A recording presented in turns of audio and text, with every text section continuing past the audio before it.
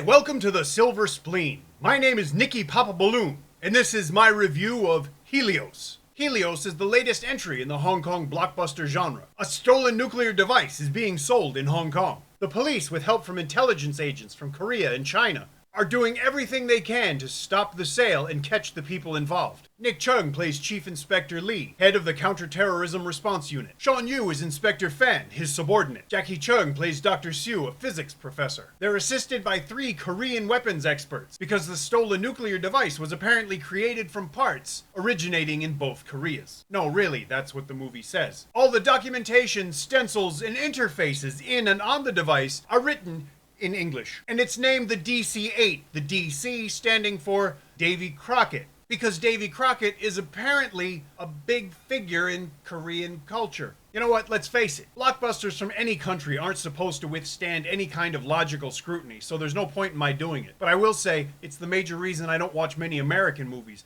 They're dumb as a stump. You're not supposed to think about them. You're just supposed to watch them. And in that sense, Helios is a blockbuster on par with anything that Hollywood produces, even though it has a much smaller budget. Helios does look really nice. It's obvious they spent money on the production. I honestly wish I didn't notice the logical lapses in movies. I'd probably enjoy a lot more of them. You know, all I really ask is a modicum of plausibility, which is not a condition that you get treated in a free clinic. Don't ask me how I know that, just believe me. If you want me to buy into your movie, if you want me to get caught up in the story, then try not to have too many things that are going to make me go, yeah, that'll happen.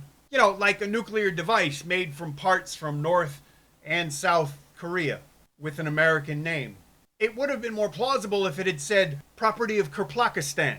Speaking of geographical obfuscation, I can't be sure if the Sikhs that we see in Helios were supposed to be working for the Middle Easterners mentioned in the story, or if they're supposed to be portraying the Middle Easterners. So, because I can't just sit back and take a movie in, I have questions about Helios. Why would you let a violent criminal that you worked really hard to capture drive alone in a car with a nuclear device that you're supposed to be safeguarding and not let out of your possession? Oh, but don't worry, you know, the criminal is handcuffed to the steering wheel and they're in a car right behind her. So what's the worst that could happen? Why is it that you can have DNA testing on site at a plane crash that apparently occurs in a remote area, but the Hong Kong police need 8 hours to get DNA results when they're in the city? Why does it bother me so much that a CGI slow motion bullet coming out of a rifle doesn't spin like all bullets do coming out of rifle? That's why it's called a rifle. Look it up. Because some of the good guys are Korean and some of them are from Hong Kong. They use these universal in-ear translators that are set for Korean and Cantonese. I know those are the 2 languages because there's a little screen inside the carrying case and it says Korean and Cantonese in English, which the Korean and Chinese people use sometimes, so I don't know how the translator works on that or on the Mandarin that the other Chinese people... Actually, if we're going to talk about language, I will say the subtitles were very good.